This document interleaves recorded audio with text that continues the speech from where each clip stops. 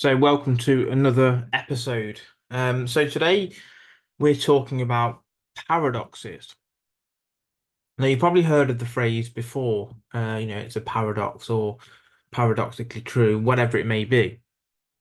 But a paradox is essentially a statement or possibly a group of statements that appear logical upon first inspection, but they can actually lead to contradictions that maybe defy logic, intuition, and common sense.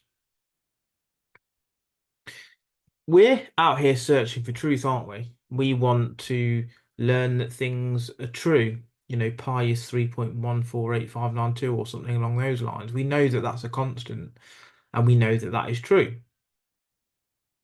What paradoxes are is to show that actually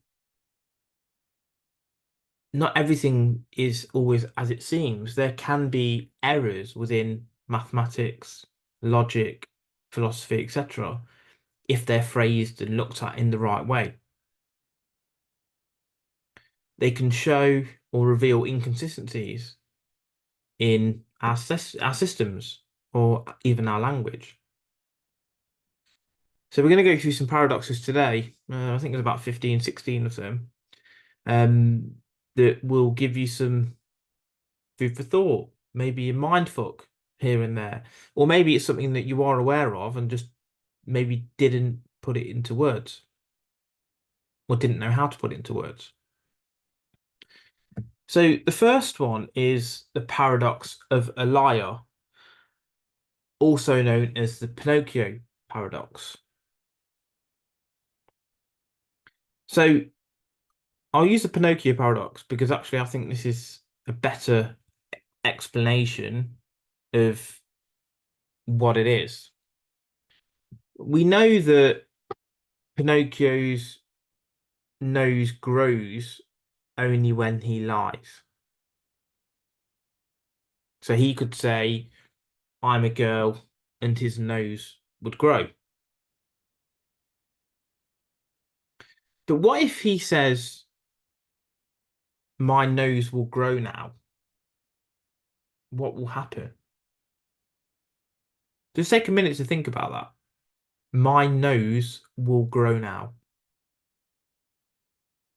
His nose can only grow when he's telling a lie. So if his nose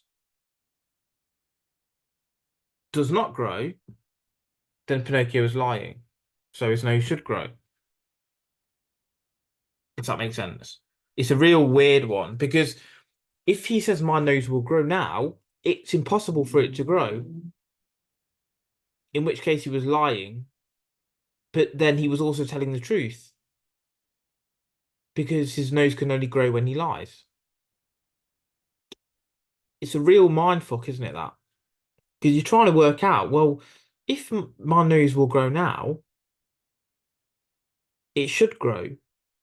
But if it does grow, it means that I'm lying, which means that I can't have said my nose will grow now.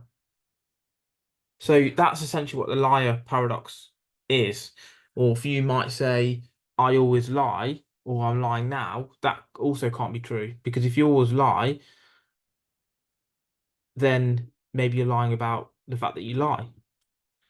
So it is a bit of a mindfuck, that one. But as I said, I think the Pinocchio explanation is better um, within that. So the second paradox is the ship of Theseus. Question: if you replace every part of a ship, is it still the same ship? I mean, I've got an iPhone 10 and I recently replaced the battery and the charger port because it wasn't charging properly. If I was to change the screen and other bits, is it essentially the same phone? If you had a car, let's say you had a BMW, and you decided to, every time you wanted to replace the brakes, the discs, the oil filter, to use non-BMW parts because they were cheaper. And if you go to a local garage, that's what they would do, wouldn't they? They might use an aftermarket part. It might be a good part. It might be a Bosch part, for example, but it might not be a BMW part. I know that BMW do use Bosch for some parts, so maybe that's a bad example, but you get the point. If you change every part, is it the same ship? It's like when a museum tries to restore an ancient artifact by replacing the parts. Nah, is it no longer the same? Is it no longer the same thing? Has it lost its essence? The question is, are you a ship of Theseus? You've changed. You've changed externally as well as internally. Your skin cells and your hair changes pretty frequently. Your other body parts have changed and grown in size, or since you were a child. You have undergone experiences that have changed who you are from a personality perspective. So are you the same person you were before? Are you now a new ship of Theseus?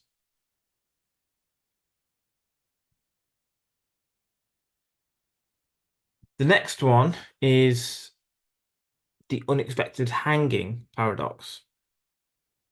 And there is a sub one of this that means the same thing, which I think again is more relevant in some ways. But let's just stick with the original one for now. A judge tells a prisoner that he will be hanged at noon, so midday, one weekday in the next week. But the execution will be a surprise. Imagine that was you. You try and determine when you were likely to be executed. The prisoner tries to deduce what day the hanging might occur. They might think, well, surely it can't be a Friday because that's pretty obvious. If it's got to Thursday and it's not happened, it's no longer a surprise on Friday, is it? And the problem is that if you try and predict when it will happen, you can never be truly surprised anyway, can you? It's like this surprise birthday analogy. If I'm going to have a surprise birthday, if I keep trying to predict when it is, I can never be truly surprised. The next one is the barber paradox.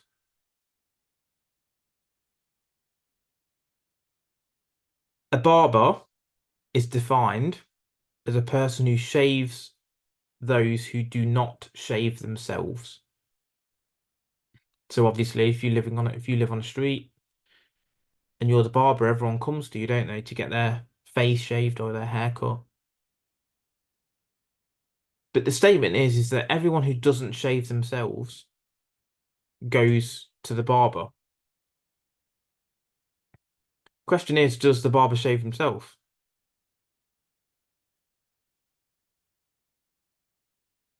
Because if he doesn't shave himself, the statement says that if you don't shave yourself, you need to go to the barber. But then if he shaves himself, he shouldn't because he only shaves those who don't shave themselves.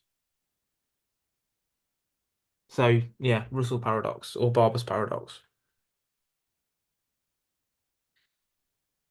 The grandfather paradox. This is something that you've probably thought about yourself. As human beings, we're pretty intuitive, and we a lot of the time think of the same things as other people have, and we have these thoughts. You probably watched a film in terms of time travel, whether it was Terminator or something else. Question is if you travel back in time and kill your grandfather before your parents were born, how can you even go back in time in the first place? Because your existence negates your actions. It's a paradox that really is at the forefront of time travel and all of that malarkey, really. as to whether or not it's possible, because any change surely that you make has a huge knock-on effect in the future and actually will change what happens moving forward.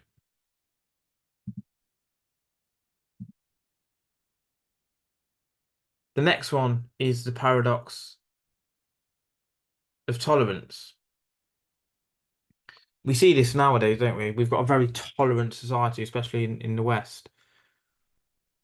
But if you're tolerant and you tolerate everything, including intolerance,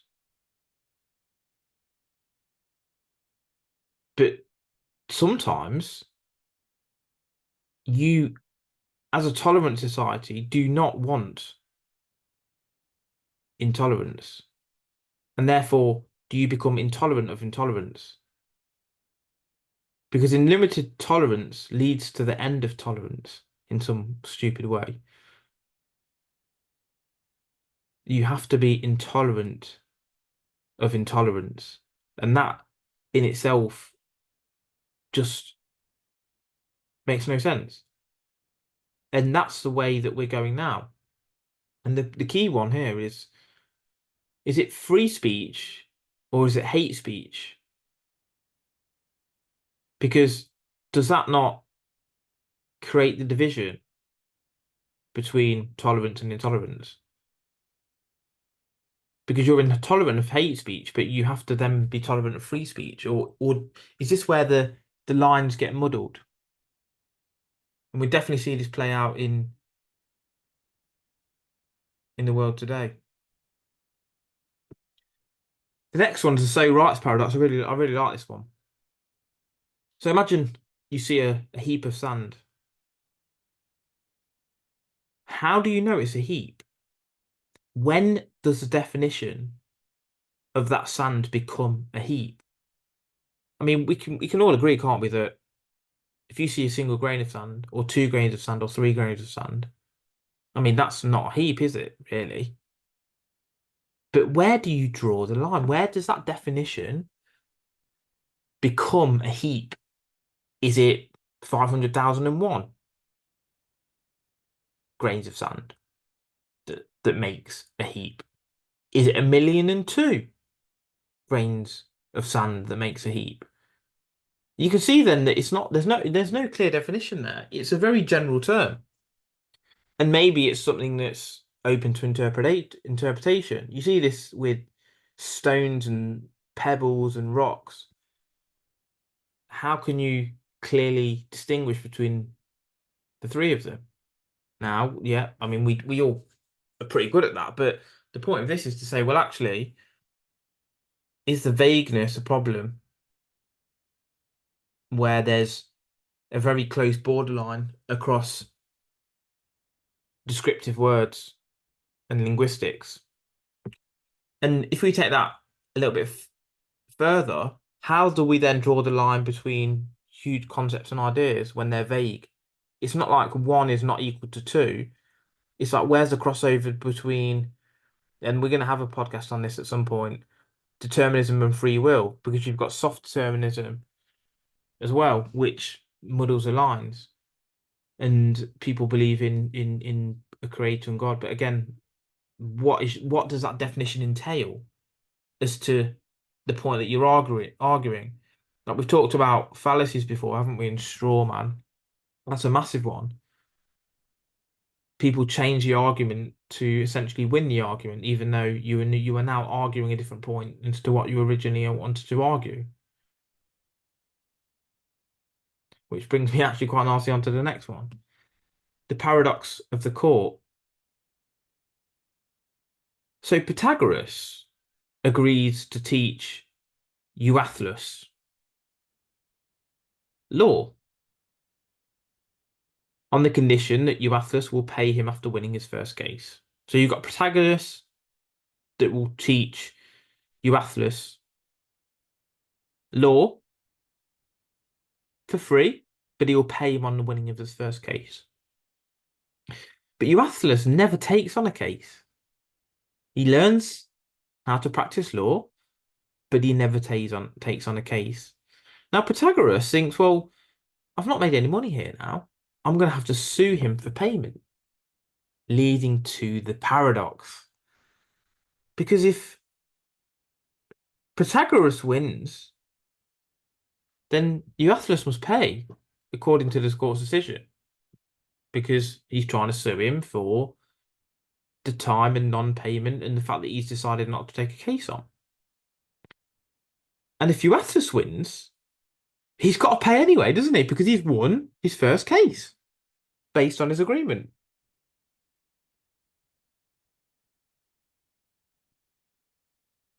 Because, but Euthyphro says, well, if he loses, he doesn't have to pay because he hasn't won a case yet. And if he wins, the court can say he doesn't have to pay. So you can see that both Protagoras and Euthyphro have completely different ideas of what this means. Protagoras thinks that, okay, I win, you owe me money. And if Euthyphro wins, then you owe me money as well because that's part of the original agreement. Euthyphro interprets this completely differently and thinks if he loses, he hasn't won a case yet. I don't need to pay. And if I win, well, I've won, and we can decide as a court that I don't have to pay. Now, this shows, doesn't it, that there's huge complexities in legal and court-related matters. That's why you see people pay big dough, big money for a good lawyer. And I think this one also shows for me how perspective can change what we're looking at. From one side of the coin, it can look like a six, and the man standing on the other side, it can look like a nine, can't it? And you'll argue your point till you're blue in the face, but there's only one right answer in some ways, and in other ways, there's not one right answer, which is the whole point in these paradoxes. The lottery paradox is another one. This one for me is merely a way of looking at things, and the optimist versus the pessimist, maybe. I don't know how you can look at this, but in a lottery, a ticket wins, doesn't it? A single ticket wins.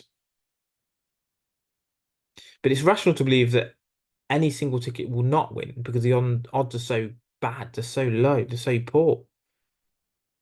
But it's also rational to believe that one ticket will win because it always does. So the question is, well, do you buy a ticket or do you not? Because if you've got a million tickets in front of you, you might think probability wise, oh, ticket number one's probably not going to win, or two or three. But which ticket is going to win then? Ticket one has equal probability to ticket two to ticket three. You've just got as much chance of winning the lottery if it was one, two, three, four, five, six as any of the six number combination, although for some reason it seems that 1 to 6 is somehow less probable.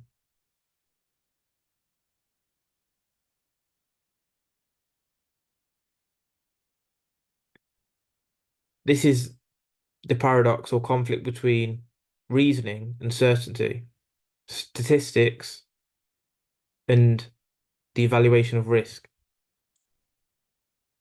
The next one is the twin paradox. You've again probably heard of this in terms of time travel. If a twin travels into space at high speed and returns, he'll be younger than the twin who stayed on Earth. And obviously, if you travel at the speed of light, despite the fact that they're the same person, there will be that difference. And these relative or this traveling across space and time and relativity and all of that, can modern physics explain this? I'm not sure. Next one is the paradox of fiction. What we all have that feeling, don't we? We stop watching, or we finished watching a Netflix series, or we finished reading a book, and we have that feeling, don't we? Of what am I going to do with myself now? this world, this character's gone. But why do we have these emotional responses to fictional characters when we know they're not real? We know that Gollum and Frodo never existed. We know that Sauron and the Ring never existed.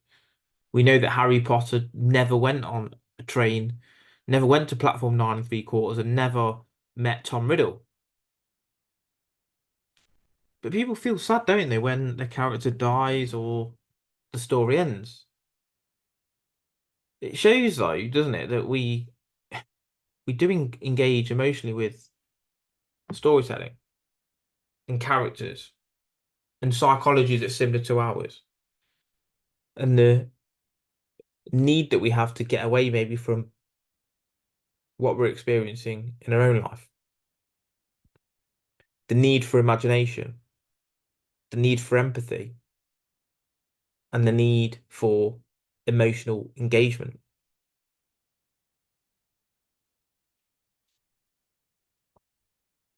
The paradox of analysis. So this one is pretty simple in fairness. If you're saying a bachelor and an unmarried man, you don't need to state the unmarried man because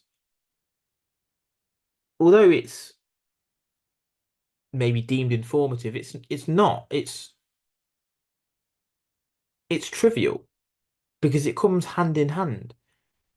If someone's 7'5", you do not need to say they are tall.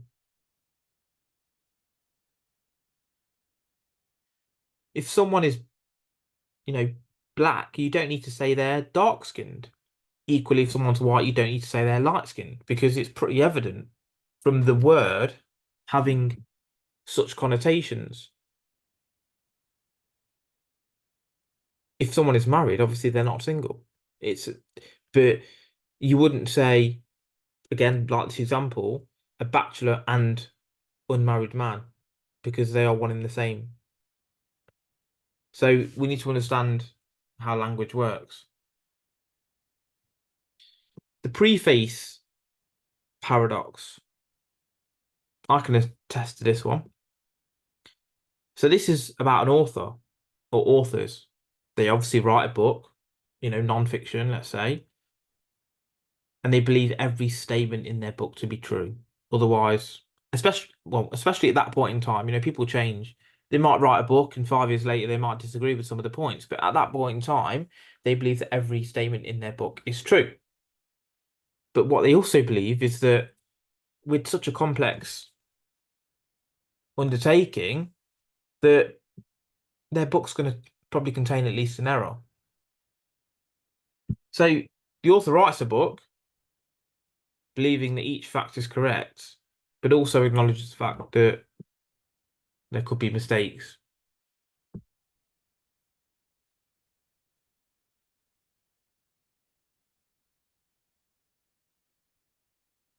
The next one is the two envelopes paradox. The next two are actually pretty linked. So the two envelopes paradox. You're giving two envelopes. All you know is that one envelope has twice as much money in as the other. After choosing one, you're giving a chance to switch. It probably seems beneficial to switch, doesn't it? But this can lead to a paradox. Because imagine you pick the first envelope and it's got £10 in it, $10, €10, whatever it's going to be. The other envelope obviously has to either have 5 or 20. So switching probably seems pretty beneficial, doesn't it, on the expected valuation calculation, because either you're going to lose £5 or you're going to gain £10. So, you might, you might as well in some ways. But whichever envelope you pick, the same thing would apply. So this lead to an endless loop of switching.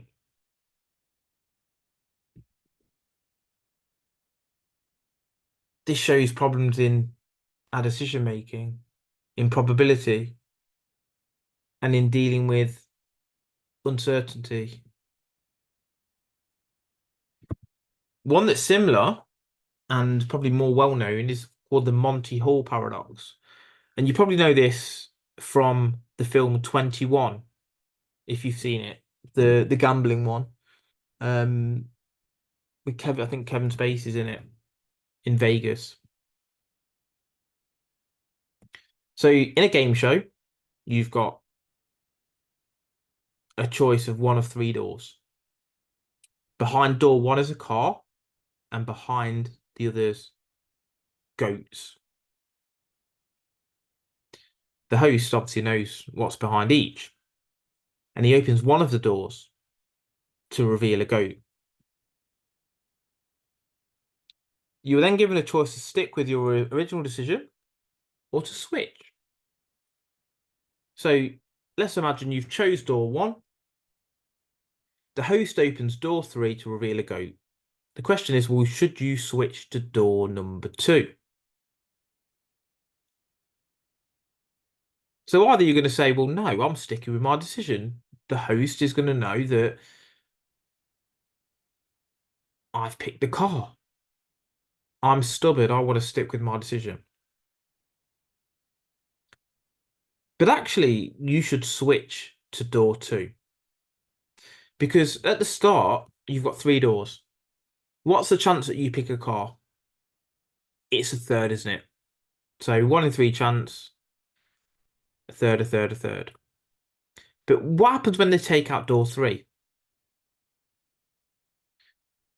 Your odds don't change now to 50-50. Your original odd on door one sticks to a third, which must mean that door number two is now 2/3.